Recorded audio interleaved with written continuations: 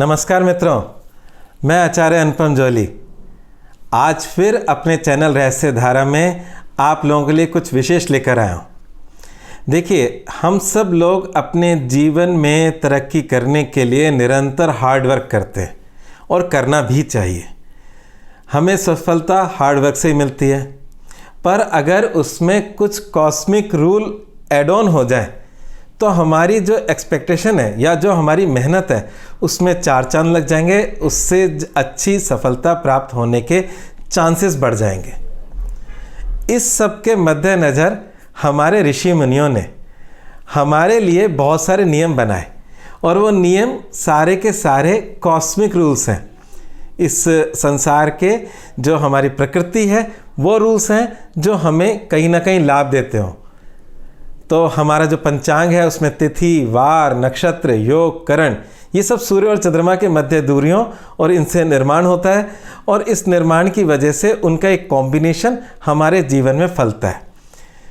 कौन सा नक्षत्र में क्या करना चाहिए, इस तरह की बहुत सारी कॉम्प्लेक्सिटीज़ हैं। ग्रंथ है मुहूर्त चिंतामणि, उसमें बहुत सारे कॉम्बिनेशन दे रखे हैं और उन कॉम्बिनेशन के द्वारा हम जीवन के बड़े कार्यों को निष्पादित करते हैं या उसको संपूर्ण करते हैं। जैसे कि शादी ब्याह के लिए हम एक मुहूर्त निकालते हैं, फिक्स मुहूर्त होता है, उसी में हम लोग शादी करते हैं। तो ये जो बड़े कार्य हैं हमारे जीवन के लिए, उसके लिए तो चलिए आम आदमी पंडित जी के पास जा सकता है, पर रोज़मर्रा के कामों के लिए हम रोज़ पंडित जी के नहीं जा सकते। या रोज़मर्रा के कामों के लिए कुछ ऐसे भी सरल उपाय होने चाहिए मुहूर्त के, जिसको हम अपने जीवन में यूज़ करके तरक्की कर सकें। तो रोज़मर्रा के लिए, क्योंकि ये बड़े काम नहीं है, अगर हमारी कोई मीटिंग है, हमने अगर अभी एक नया मोबाइल ख़रीदना है, तो इस तरह के सारे कामों को निपटाने के लिए एक बहुत ही सरल मुहूर्त शास्त्र का एक हिस्सा है जो हम डे टू डे लाइफ के अंदर यूज़ कर सकते हैं। बड़े विशाल मुहूर्तों पे भी किस दिन चर्चा करेंगे और उनको समझाएंगे किस तरीके से बनते हैं, पर आज मैं बिल्कुल वो बात कर रहा हूँ। कई बार उन मुहूर्तों को प्राप्त करने के लिए, बड़े मुहूर्तों को कई बार हमें महीने भर लेट होना पड़ता है, 2 महीना लेट होना पड़ता है, तब जाकर वो प्राप्त होते हैं। पर ये तो मैं डेली बेसिस की बात कर रहा हूँ। हम कर्म प्रधान हैं, हमें प्रत्येक दिन कुछ ना कुछ करना है और जब कुछ ना कुछ करना है तो उसमें कोई कॉस्मिक लाभ मिल जाए, उससे बढ़िया कोई बात नहीं हो सकती। तो इसके लिए हमारे यूनिट की एक बहुत छोटी यूनिट है, मतलब ज्योतिष की मुहूर्त की सबसे छोटी यूनिट है, जिसे हम कहते हैं चौघड़िया। चौघड़िया का मतलब चौघड़िया, चौ मीन्स 4, 4 और घड़िया मीन्स घटी, 4 घटी। और जो हमारा जो दिनमान है 24 घंटे हम सब लोग जानते हैं।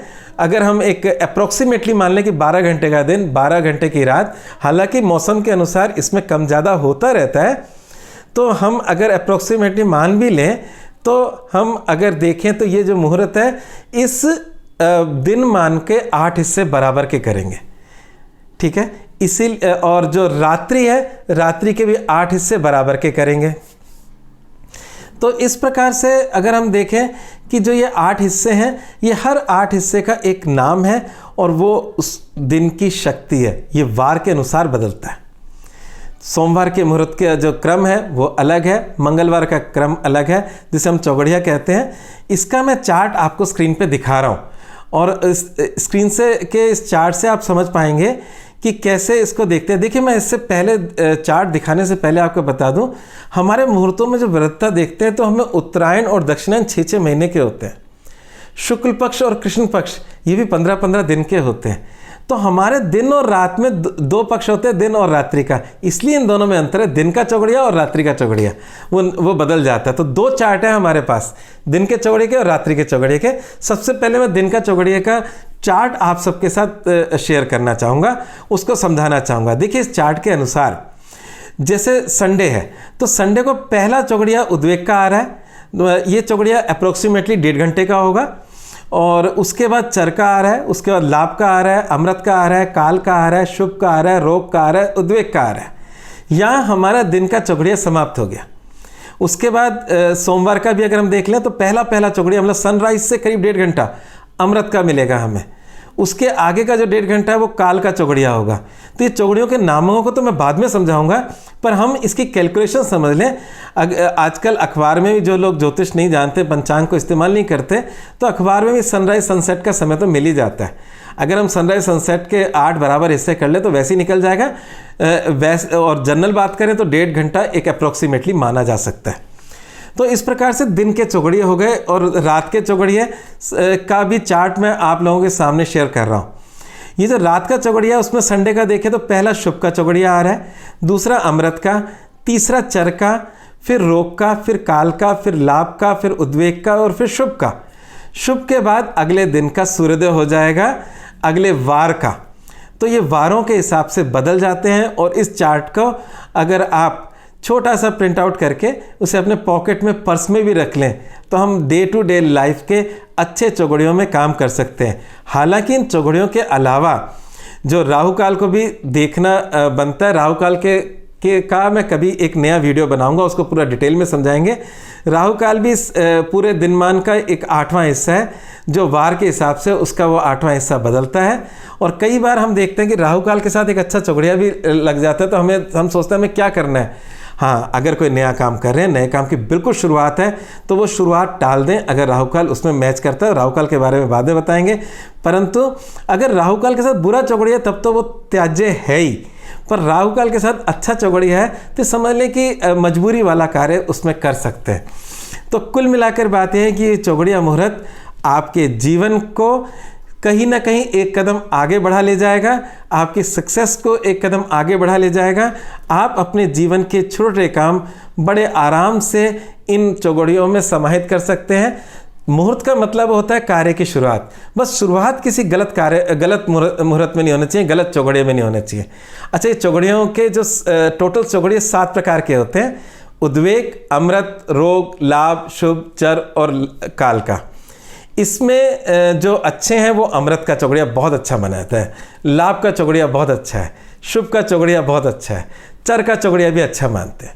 चर का मतलब कार्य में स्पीड आ गई। और जो बुरे चौघड़िया माने जाते हैं वो उद्वेग का चौघड़िया बुरा माना जाता है, रोग का चौघड़िया बुरा माना जाता है और काल का चौघड़िया बुरा माना जाता है।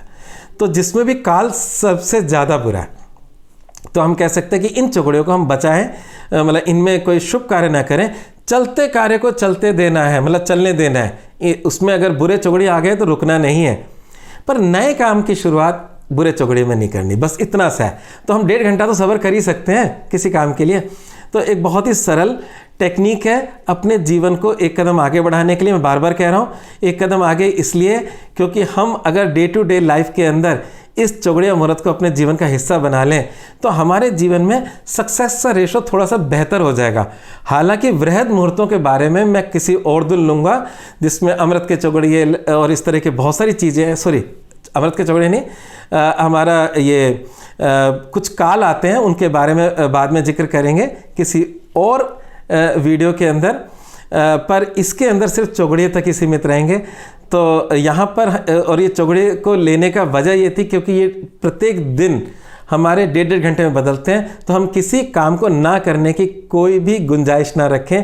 प्रत्येक दिन अपने कार्य करें और उसमें सफलता प्राप्त करें। चलिए, आज बस इतना ही।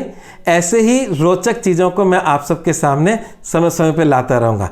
धन्यवाद।